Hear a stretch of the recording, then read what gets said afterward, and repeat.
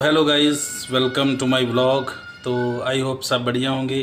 तो मैं भी ठीक ठाक हूँ। तो आज के व्लॉग में गाइस हम बात करेंगे, जो बच्चा जो था वो 10वीं के बाद उसने ब्लैक कैट कमांडो बनने की और पहला कदम रख दिया था। तो चलो शुरू करते हैं। एक छोटे से गांव में रहने वाला एक मेहनती लड़का था। उसने ओपन स्कूल से अपनी 10वीं की पढ़ाई की थी। जब उसका रिजल्ट आया तो पूरे परिवार में खुशी की लहर दौड़ गई। उसने 74.11% प्रतिशत मार्क हासिल किए थे 10th क्लास में से, और जो कि बहुत बढ़िया था। फर्स्ट डिवीज़न पे उसने 10th कंप्लीट कर ली थी। वाह! तो प्रथम श्रेणी में 10वीं में से उसने ये मार्क हासिल कर लिए। उसके माता पिता उसके अपने बेटे पर बहुत गर्व हो रहा था उनको। हालांकि एक बात उसे परेशान कर रही थी कि ओपन स्कूल में पढ़ाई करने वाले विद्यार्थियों को अगली कक्षा की परीक्षा देने के लिए विद्यार्थियों को अगले साल तक अंतराल देना पड़ता है। मतलब कि एक समय का गैप देना पड़ता है उनको, जिन्होंने 10वीं ओपन क्लास में की होती है। तो वो लड़का ये बात सोचकर थोड़ा सा घबरा रहा था कि मुझे 1 साल का गैप देना पड़ेगा। तो इसीलिए उसने तय किया कि खाली बैठने के बजाय कोई काम किया जाए। तो वह पास के शहर में एक कूलर बनाने वाली और मरम्मत करने वाली दुकान पर काम करने लगा। रोज़ सुबह घर से निकलता और शाम को वापस लौटता, और दोपहर का खाना वो टिफ़िन में ही पैक करके ले जाता। तो उसके पिता बहुत खुश हुए थे। तो एक दिन उसके पिता ने उसके बच्चे के नाना जी से बात की। तो नाना जी वो सेना से रिटायर हुए थे, फौजी रिटायर हुए थे। तो अनुशासन तथा मेहनत को अच्छी तरह समझते थे। तो उन्होंने लड़के को ये अंक पूछी। तो जब पता चला कि उसने प्रथम श्रेणी में 10वीं पास की है, तो बोले, वह आज का अखबार देखो, शायद तुम्हारे बेटे के लिए एक अच्छा अवसर हो। तो पिताजी ने अखबार उठाया और उसमें एक भर्ती आई हुई थी, विज्ञापन था। देखा, यह भर्ती थी विशेष सुरक्षा बल के लिए थी, जो एक आम भाषा में ब्लैक कैट कमांडो की भर्ती कह रहे थे। तो उन्होंने तुरंत अपने बेटे का फॉर्म भरवा दिया, क्योंकि उस बच्चे की उम्र अभी 18 प्लस हो चुकी थी। तो कुछ दिनों बाद इंटरव्यू की तारीख भी आ गई। तो इंटरव्यू उसी शहर में थी जहां उस लड़के का जन्म हुआ था। मतलब कि वो किले वाली स्टोरी जो आपको फर्स्ट में मैंने आपको बताया था कि बच्चे का जन्म किले में हुआ था, मलोट शहर। तो उस बच्चे की इंटरव्यू भी उसी शहर में थी, मलोट शहर में। तो उसके लिए बहुत अच्छी बात थी।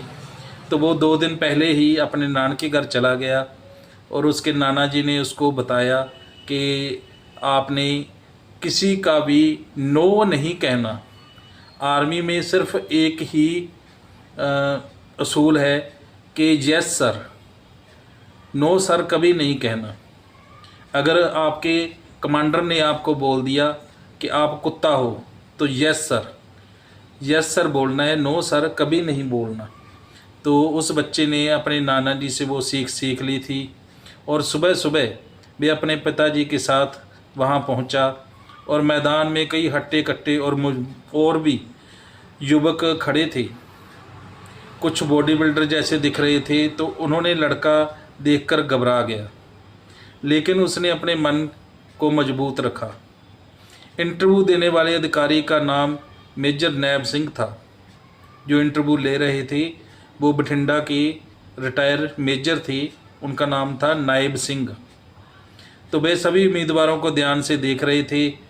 तो अचानक उनकी नज़र उस लड़के पर पड़ी।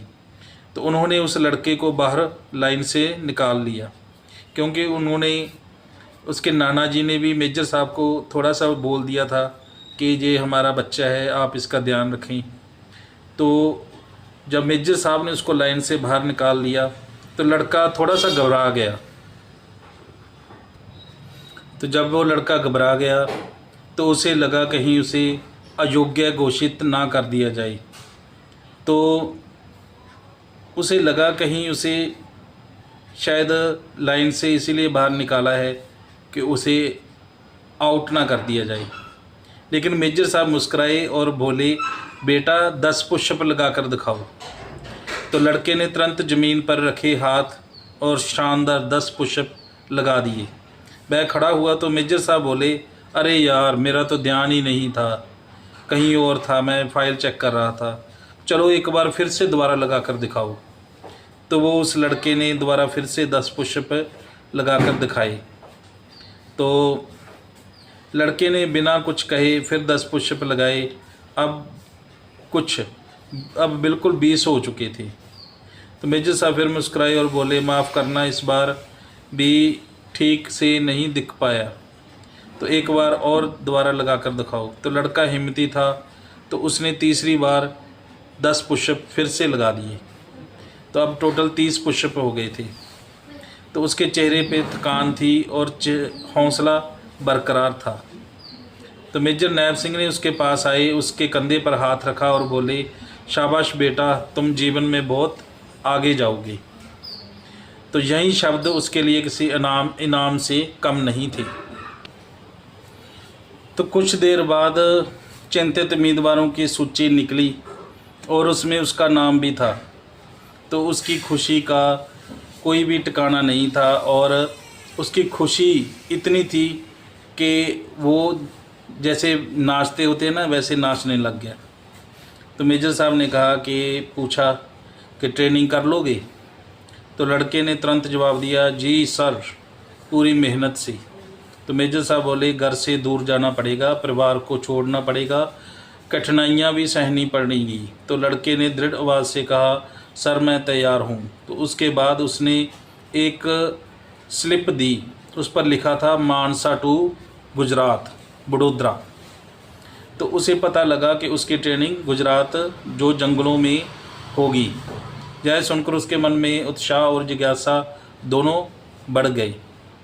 घर लौटकर उसके माता पिता सारी बात बताई। परिवार बहुत खुश था। अगले दिन कुछ दिनों तक तैयारी चलती रही। आखिर वह दिन भी आ गया जिस दिन जब उसे ट्रेन से रवाना होना था।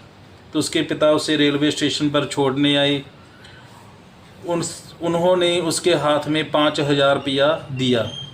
उस समय 5,000 रुपये बहुत बड़ी रकम मानी जाती थी, क्योंकि वो साल था 2004 की बात है जी। 2004 साल में आज का 5,000 पहले 15,000 रुपये के बराबर था। तो पहले ये हज़ार रुपये के नोट भी चलते थे।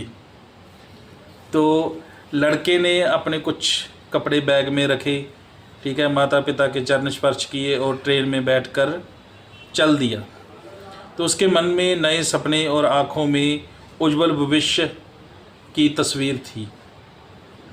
दिल्ली पहुंचकर उसने ट्रेन चेंज की और ट्रेन पकड़ी और लंबी यात्रा के लिए वह गुजरात के बड़ोदरा स्टेशन पर उतरा। स्टेशन पर उतरते ही उसने देखा कि भर्ती केंद्र की एक गाड़ी उसका इंतज़ार कर रही थी। गाड़ी विशेष सुरक्षा बल का चिन्ह बना हुआ था। तो गाड़ी उसे कार्यालय लेकर पहुंची। वहां उसके दस्तावेज की जांच की गई। नाम, पता, हस्ताक्षर, अंगूठे के निशान और अन्य उपचारणें पूरी की गई। सभी प्रक्रियाएं पूरी होने के बाद उसे दूसरी गाड़ी में बिठाया गया। यह गाड़ी सीधे ट्रेनिंग कैंप की ओर जा रही थी। तो धीरे धीरे शहर पीछे छूटता गया और रास्ता जंगल की ओर मुड़ने लगा। खिड़की से बाहर देखते हुए लड़का सोच रहा था कि आगे क्या होगा, क्या होने वाला है। उसे पता नहीं था कि आने वाले दिन उसके जीवन की सबसे कठिन परीक्षा बनने वाली हैं। लेकिन वह तैयार था, क्योंकि उसके पास मेहनत, साहस और अपने परिवार का विश्वास था। जंगल की ओर बढ़ती हुई गाड़ी के साथ उसकी नई जिंदगी भी बढ़ रही थी।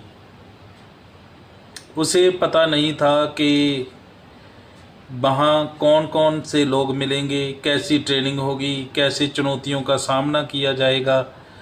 तो ऐसे ही उसकी जो नई ज़िंदगी थी वो शुरुआत हो चुकी थी। लेकिन एक बात निश्चित थी कि उसकी यात्रा अब शुरू हो चुकी थी।